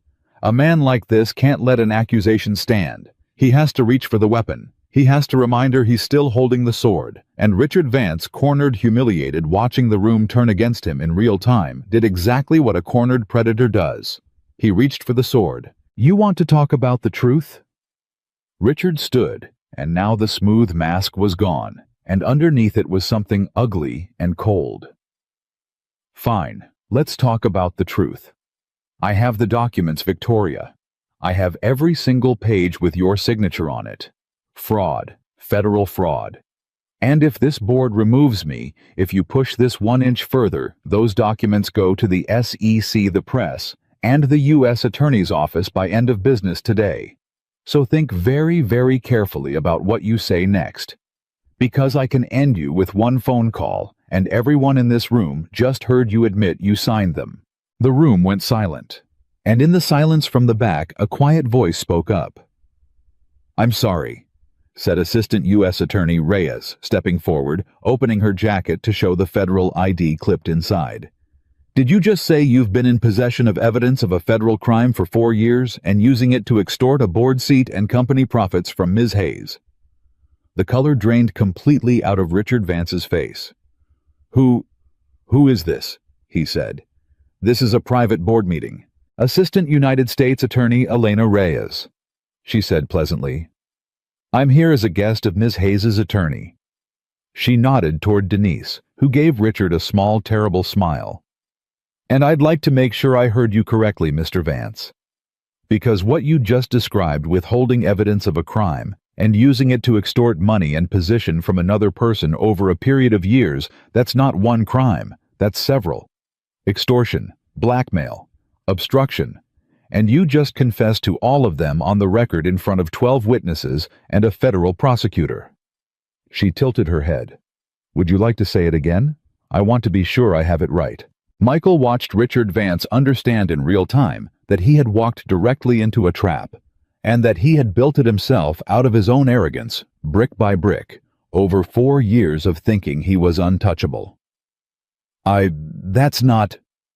Richard was backpedaling now, fast, sweating. I misspoke. I have no such documents." "She's lying. This is a setup. You just said you had every page," said one of the older board members, a white-haired man named Harold, who'd been on the fence a minute ago and was now staring at Richard like he'd found a snake in his shoe. "We all heard you. You threatened the SEC. You threatened the press. And as for the original documents," Denise said, stepping forward, now her voice smooth as a closing door, "I'd encourage you to send them wherever you like, Mr. Vance. Please do. Because the statute of limitations on that alleged fraud expired years ago, which means those papers can't be used to charge my client with anything. They're worthless. They've been worthless for years." She smiled. "You've been threatening her with an empty gun and betting she'd never look closely enough to notice." Well, she looked. Michael watched Victoria's face as the full weight of it landed, that the thing she'd feared for 12 years, the sword she'd felt hanging over her every single day, had been rusted through and harmless for who knew how long, and she'd spent a decade of her life bleeding for it. She turned around and looked at Michael, and Michael in the chair behind her gave her the smallest nod. "There it is. It's done. You did it." Victoria turned back to the room. "Richard Vance," she said, and her voice was steel again, but a different steel, now clean steel. "You're removed from this board effective immediately. Security is already downstairs, and I imagine Ms. Reyes will want a word with you before you leave the building. You can't..." Richard's composure had shattered completely now. He looked around the table for an ally and found 11 faces that had all in the space of 5 minutes turned to stone against him. "You people are making a mistake. Do you have any idea who She's a fraud. She admitted it. She signed." "She came forward," Harold said quietly, standing up, "about a crime that was committed against her by you. There's a word for a person who does that, Vance, and it isn't fraud. It's courage. Which is more than I can say for a man who spent 4 years blackmailing a woman he was supposed to have loved." He looked at Victoria, and his old face softened. "I've served on this board for 9 years, Victoria. I wish you'd told us. We'd have stood with you. We're standing with you now." And around the table, one by one, the other board members nodded. Richard Vance was escorted out of the building by security 10 minutes later, with Assistant U.S. Attorney Reyes and Denise Okafor walking directly behind him, and he did not look powerful anymore. He looked like exactly what he was, a small, cruel man who'd built his whole life on other people's fear, watching it collapse the moment one woman finally refused to be afraid. When the room had cleared, when it was just the two of them, Victoria sank down into her chair at the head of that long table, and she started to shake, not from fear now, but from the sheer overwhelming release of putting down something she'd carried for 12 years. Michael was out of his chair and beside her in an instant, on his knees next to her chair, his arms around her. "I did it," she whispered into his shoulder. "Michael, I did it. It's gone. It's really gone. He's gone. I've been so afraid for so long, and it's just gone." "You did it," he murmured into her hair. "Not me. Not Denise. You. You stood up in front of all of them and you told the truth. 12 years, Victoria. You carried that for 12 years, and you set it down in 5 minutes because you decided to." He pulled back and looked at her, and his eyes were wet. "I always knew you were the strongest person in that building. Now everybody else knows it too." She laughed, shaky and wet and free. "The strongest person in the building fainted in this exact room 3 days ago." "Yeah, well," Michael smiled. "The strongest person in the building also had a maintenance guy who wasn't going to let her hit the floor. Everybody needs one of those." He wiped a tear off her cheek with his thumb. "How's the heart?" Victoria put her hand over her chest, and for the first time in longer than she could remember, she checked and found no fear waiting there. Just a heartbeat. Steady. Hers. "Lighter," she said softly. "It feels lighter, like something that's been sitting on it finally got up and walked out the door." "It did?" Michael said. "It got escorted out by security about 10 minutes ago." She laughed again, and this time it turned into crying, and he held her while she did right there in the empty boardroom, where 3 days ago she'd collapsed into his arms, with no idea that the man catching her was about to change the entire course of her life. And when she'd cried herself out, when she finally lifted her head, she looked at him with an expression he'd never seen on her before. Open and unguarded, and completely without armor. "I have something to ask you," she said, "and I've never asked anyone this in my entire life, so I'm going to do it badly." "Okay," Michael said. "Come to dinner," Victoria said. "At your place, with Lily. I want to meet the little girl who thinks nobody should be alone when they're sick and drew a purple horse for a woman she's never met." Her voice broke. "I've spent 12 years building an empire so I'd never need anybody. And it turns out the only thing I ever actually wanted was a person in my kitchen in the morning and a kid's drawing on my fridge. Let me have that. Please. Let me meet your family." Michael Carter looked at this woman. This brilliant, terrifying, unbreakable woman who'd just taken down the man who'd haunted her for 12 years, and then, in the same breath, asked shyly if she could come meet his 9-year-old daughter, and he felt his whole heart turn over in his chest. "Victoria," he said, "you already are my family. You have been for a while. You just didn't have the paperwork." And she laughed, and he kissed her right there in that boardroom, and outside the glass walls, the sun was coming up over Chicago, and for the first time in a very long time, neither of them was carrying anything at all. The dinner almost didn't happen, and it was Victoria's fault, and she knew it. She stood outside Michael's apartment door on a Friday evening a week later, holding a bottle of sparkling cider, because she didn't know if you brought wine to a house with a 9-year-old, and she could not make her hand knock. She'd faced down a hostile board. She'd stared down a federal-level blackmailer. And she stood frozen outside a maintenance man's apartment door, because a child was on the other side of it, and children could not be negotiated with or out-strategized. And if this little girl didn't like her, there was no clever plan in the world that could fix it. The door opened before she knocked. Michael stood there, and behind him, peeking around his leg, was a small girl with serious dark eyes and 2 missing front teeth. "You were standing out there a long time," Lily said. "I watched through the peephole. Why didn't you knock?" Victoria opened her mouth and found she had absolutely nothing prepared. "I was scared," she admitted. Lily considered this with the grave seriousness of a 9-year-old. "Of us. Of you mostly," Victoria said. "Your dad's easy. You're the one I wasn't sure about." And Lily broke into a gap-toothed grin, delighted because no adult had ever once admitted to being scared of her, and she grabbed Victoria's hand and pulled her inside. "I'm not scary," Lily informed her. "I made you a horse. Did you get the horse? I made it purple because purple is the best color, and Daddy said you were sad in the hospital, and horses make people not sad. Do you like horses? I have that horse." Victoria said, and her voice caught. On my refrigerator. It's the only thing on my refrigerator. It's the best thing anybody's given me in years. Lily beamed. Michael, watching from the doorway, had to look away for a second and blink hard.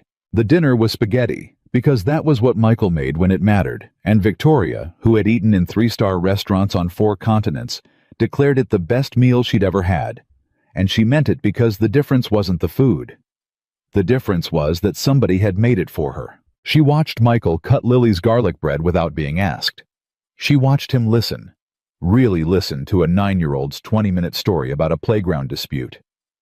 She watched a man be gentle in a way she had genuinely not known men could be gentle. And somewhere between the spaghetti and the ice cream, Victoria Hayes understood something that rearranged her whole chest. This was what she'd been building the empire to protect herself from needing. And she'd had it backwards the entire time. After dinner, Lily fell asleep on the couch between them during the movie. Her head on Victoria's arm, and Victoria sat perfectly still for 2 hours so as not to wake her, and Michael watched the CEO of a $2 billion company hold her breath rather than disturb a sleeping child, and he knew with total certainty that he was going to marry this woman. She likes you, Michael whispered over Lily's head. How can you tell? She fell asleep on you. She doesn't do that with people she's not sure about. He smiled. Kids are honest in ways adults forget how to be. She decided you were safe. That's the highest compliment you're ever going to get in this house. Victoria looked down at the sleeping girl, and her eyes filled, and she didn't bother to hide it anymore. She'd stopped hiding things around Michael, somewhere back in that hospital room. I don't know how to do this, she whispered. Any of it. Family. I never had a good one. I don't have a map. Nobody has a map, Michael said. You just show up every day, and you pay attention, and you love them harder than you're scared. That's the whole thing. That's all it ever was. Over the weeks that followed, Victoria did exactly that. She showed up. It turned out that the woman who'd never taken a day off in years was extraordinarily good at showing up once she decided a thing was worth it. She came to Lily's school play and cried at a 9-year-old's 4-line performance as a talking tree. She learned how Lily liked her sandwiches cut. She started keeping Lily's favorite cereal at her enormous apartment, which slowly, week by week, stopped looking like a beautiful empty box and started looking like somewhere people actually lived, and her heart healed. The doctor was astonished at her follow-up, the stress markers down the rhythm steadier, the woman in front of him barely recognizable as the patient who'd collapsed in a boardroom. Whatever you changed, the doctor told her, keep doing it. I've never seen numbers turn around like this. I stopped being alone, Victoria said simply. Turns out that was the thing that was killing me. The company didn't collapse without Richard Vance. It thrived. It turned out that a board seat held by a blackmailer had been quietly poisoning things for 4 years. And with him gone, Victoria found the whole enterprise easier to run, lighter, cleaner, the way her heart felt lighter. Harold, the white-haired board member who'd stood up for her, became something like a mentor and something like the father she'd never had. Denise Okafor sent a bill that was almost insultingly small, and when Victoria called to insist on paying more, Denise said, "You paid me the second that man got walked out of the building. I've been chasing guys like Vance my whole career. You gave me one. We're square." Richard Vance himself was indicted 4 months later. It turned out that once federal prosecutors started pulling on the thread of a man who'd been comfortably breaking the law for years, the whole sweater came apart. He'd done it to others. Victoria wasn't the first person he'd cornered, only the first who'd found the courage to turn around. Assistant U.S. Attorney Reyes called Victoria personally to tell her, "Your coming forward is what did it," Reyes said. "The others were too afraid. You gave them permission. 3 more victims have come forward since your board meeting. You should know that. What you did in that room protected people you'll never meet." Victoria hung up the phone and sat very still for a long time, and then she went and found Michael, who was fixing a cabinet hinge in her kitchen, because he could not sit in a room with a broken thing and not fix it, and she wrapped her arms around him from behind and pressed her face between his shoulder blades and just held on. "What's this?" he said gently, setting down the screwdriver. 3 other people came forward, she said into his back, because of the board meeting. 3 people I'll never meet get to be free because I finally stopped being afraid. Her voice broke. And I only stopped being afraid because a man walked into my office at midnight 2 years ago and asked if I'd eaten dinner. Michael turned around in her arms and held her. See? He said softly. You keep thinking I saved you. But you're the one who stood up in that room. You're the one those 3 people saw. All I ever did was ask about a sandwich. Don't, she whispered. Don't do the thing where you make yourself small. You've done it our whole time together, and I'm done letting you. You didn't ask about a sandwich, Michael. You saw a person nobody else in that entire building bothered to see. That's not small.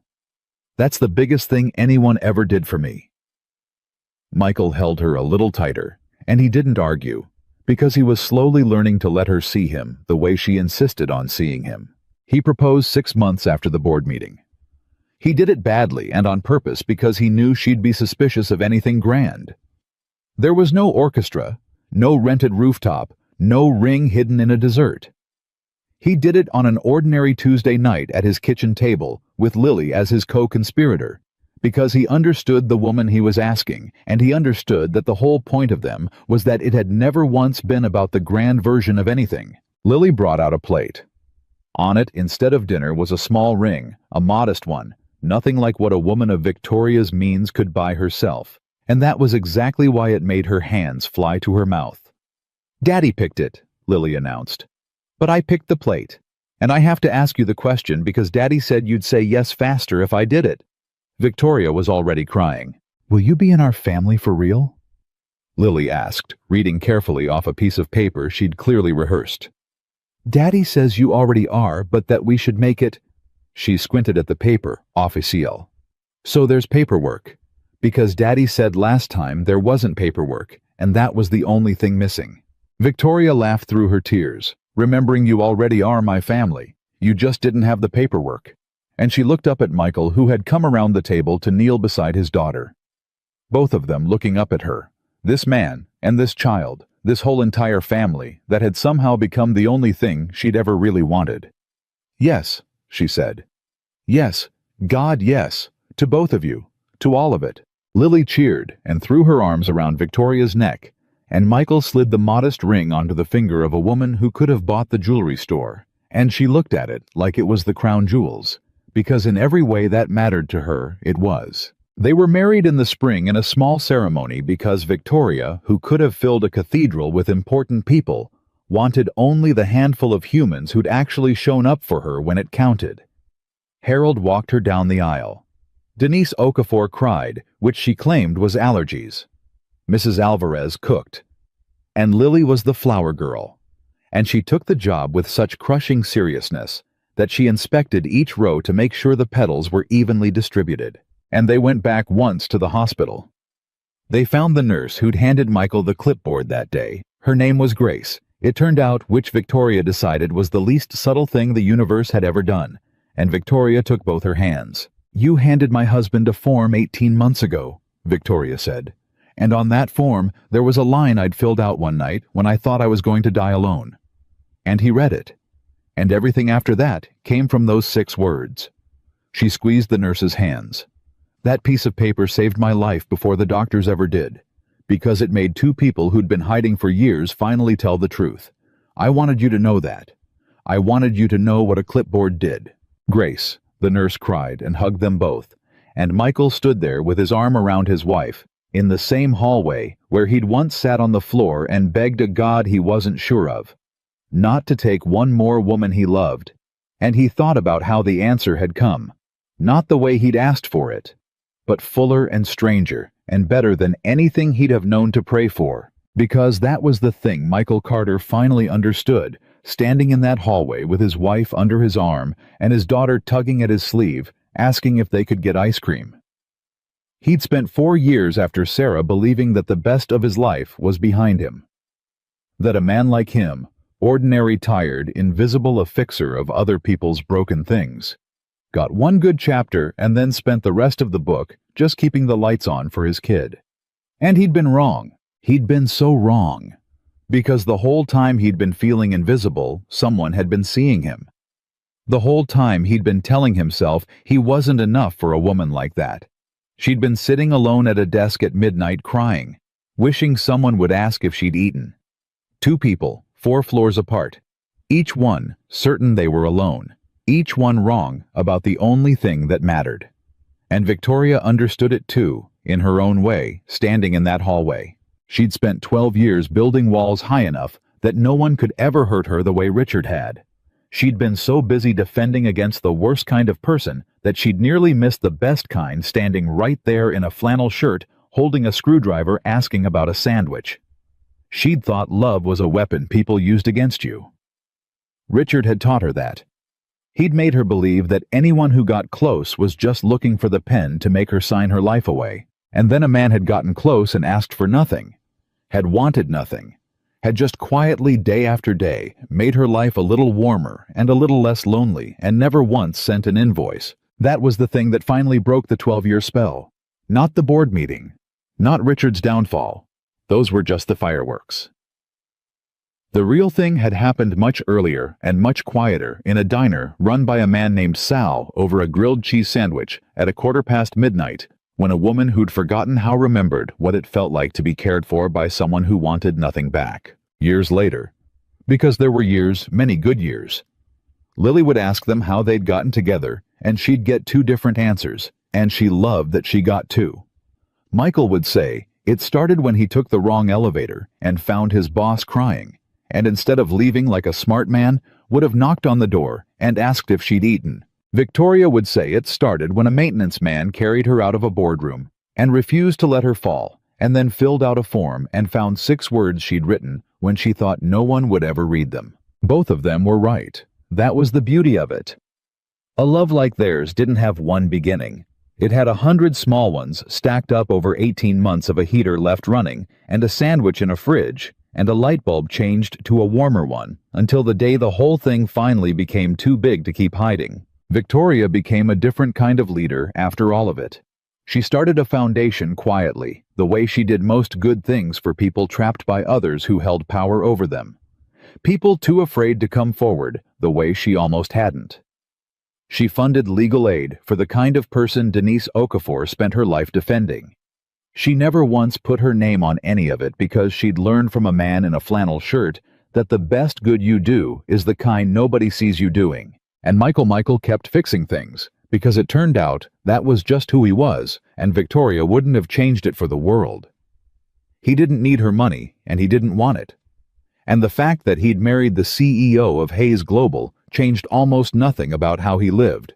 Except that now, there was a woman in his kitchen every morning and a purple horse permanently on a refrigerator, and a family that had against every impossible odd found itself complete. The people who'd once judged them, and there had been plenty, the whispers about the CEO and the janitor, the raised eyebrows, the men in suits who couldn't understand why a woman like that would choose a man like him, faded into irrelevance, because judgment always does when the people being judged are simply quietly happy. Victoria stopped caring what any room thought of her the day she stood up in the biggest room of her life and told it the truth. Everything after that was easy. And on the hard days, because there were still hard days, life doesn't stop being life.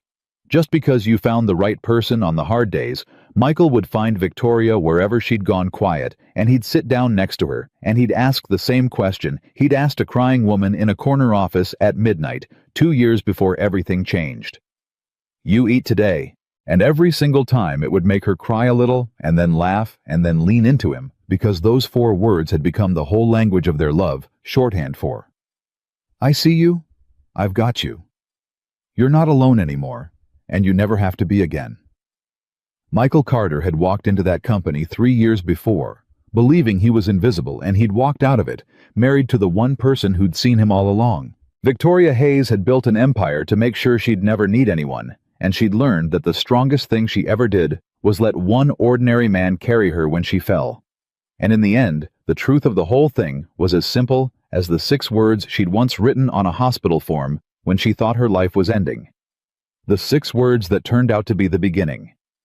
He was the person who made her believe she wasn't alone. and she never was again.